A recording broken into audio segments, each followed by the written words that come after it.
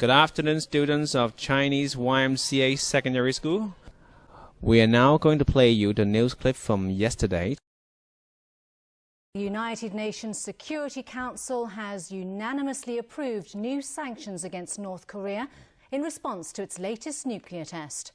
The measures aimed at cutting off Pyongyang's ability to fund its nuclear and missile programs includes bans on North Korean exports of textiles and overseas labourers. Jeff Tang reports. Like a spoiled child, North Korea has long ignored UN demands that it ditch its nuclear and missile programs while ramping up its aggressions. The international community decided it does not want a nuclear-armed North Korea and is hitting Pyongyang where it hurts the most, its coffers. In a unanimous vote conducted overnight, members of the United Nations Security Council approved new sanctions against North Korea by banning it from importing all natural gas liquids and condensates. The resolution also bans North Korea's exports of textiles and prohibits any country from authorizing new work permits for North Korean workers, two of the reclusive state's biggest sources of income. The U.S. ambassador to the UN, Nikki Haley, said these are the strongest measures ever imposed on what she called the country's outlaw regime. They give us a much better chance to halt the regime's ability to fuel and finance its nuclear and missile programs. But we all know these steps only work if all nations implement them completely and aggressively. The final agreement was reached after negotiations between Washington and Beijing, Pyongyang's ally and major trading partner. Diplomats attending the summit said a U.S.-drafted resolution was watered down to appease China and Russia, which both have veto powers. It no longer proposes financial and travel bans on North Korean leader Kim Jong-un. Haley stressed that the resolution would not have been possible without the strong relationship between U.S. President Donald Trump and Chinese President Xi Jinping. She repeated that Washington is not seeking war and only wants Pyongyang to do the right thing by denuclearizing. The North Korean regime has not yet passed the point of no return. If it proves it can live in peace, the world will live in peace with it. The sanctions were applauded by Security Council member nations, none more so than the rogue nation's southern neighbor. We believe that these measures, if fully implemented, will significantly undercut North Korea's capability to pursue further nuclear weapons development. The resolution also sends a clear message to Pyongyang that enough is enough. Just shortly before the vote, Pyongyang warned Washington that it would pay a due price for spearheading efforts for fresh sanctions against the country. Jeff Tang, TVB News. Taiwan is bracing for potential mudslides in its mountainous regions ahead of Typhoon Talim's expected landfall late tomorrow. This comes as another tropical depression in the region dumped heavy rain in the Philippines and triggered a landslide that killed at least 2 people. Disaster response officials say a pair of teenage brothers died when a landslide before dawn buried their home at the foot of a hill in Taytay Town near Manila. Officials have ordered forced evacuations in risky areas after some residents refused to leave. As tropical depression Maring made landfall in eastern Quezon province this morning. Besides flooding in the capital, Manila, 5 other people remain missing in nearby Laguna province after flash floods swept away a house beside a swollen river. Officials in Florida are slowly piecing together the scope of the damage left behind by Hurricane Irma.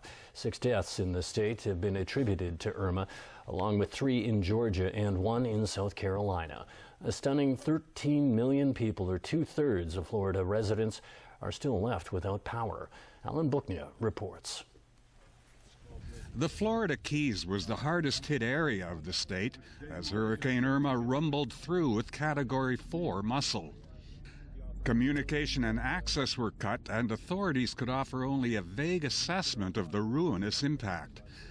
A Navy aircraft carrier will anchor off Key West to help with the search and rescue. Florida Senator Marco Rubio viewed the damage from a helicopter.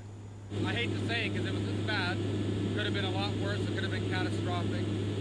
Clearly, there's a lot of work ahead. It's going to be a long time before life is back to normal in the Keys. Florida's power crews were out in full force in the storm's aftermath, needing to restore electricity to 13 million people.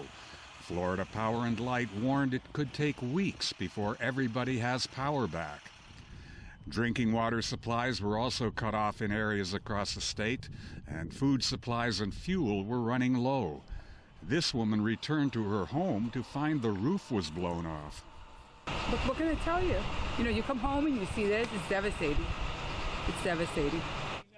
Her neighbor witnessed what happened. Never in my life. As you can see, this house is made out of concrete. And look what it did. It blew the whole thing off. If somebody would have been there, they would have been dead. Total insured losses due to Irma have been estimated at more than $30 billion. Irma, meanwhile, continues to wreak havoc as it moves north through South Carolina and Georgia. Now weakened to a tropical depression, it's expected to push into Alabama, Mississippi, and Tennessee over the next 2 days. Alan Bucknia, TVB News. While the United States contends with the aftermath of two ferocious hurricanes, it's also been marking the 16th anniversary of the deadliest terrorist attacks on U.S. soil. As Americans paid tribute to the victims of the attacks of September 11, 2001, the president had stern words for extremists. Donald Trump observed the 9/11 anniversary for the first time as president. At a ceremony at America's Defense Headquarters, he mixed his message of national grief for the victims with a presidential warning for terrorists. America cannot be intimidated, and those who try will soon join the long list of vanquished enemies who dared to test our mettle. In New York, the anniversary is marked every year by the reading of the victims' names and several moments of silence coinciding with the moments the hijacked airplanes crashed into the north and south towers of the World Trade Center. My brother, Joseph Michael Giacconi. I come here every year for 16 years to make sure I hear his name so that I can honor him and make sure that he will never be forgotten. Grammy Ruth, I wish more than anything that I could have met you. I'm very proud to be your namesake. I hope you're watching down on me from heaven. I love you. Moments of silence were held across the country to remember the nearly 3,000 people who were killed when hijacked planes hit the World Trade Center and the Pentagon. Another plane crashed into a field in the state of Pennsylvania.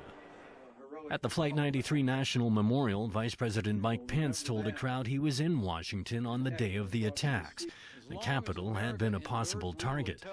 Pence said the passengers who revolted against the hijackers might well have saved his own life. And generations of Americans will ever be inspired by the faithful and courageous words and deeds of the heroes of Flight 93.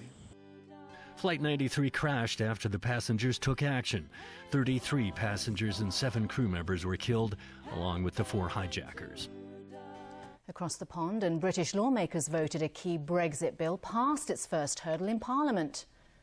The debate stretched past midnight, with the House of Commons approving the bill in principle by a vote of 326 to 290. It's a key plank of the Conservative government's Brexit plans. The bill aims to convert thousands of European Union laws and regulations into British domestic laws. But many legislators branded the bill a power grab and vowed to amend it before it becomes law. They say it would give the government dangerous new powers to amend laws without parliamentary scrutiny.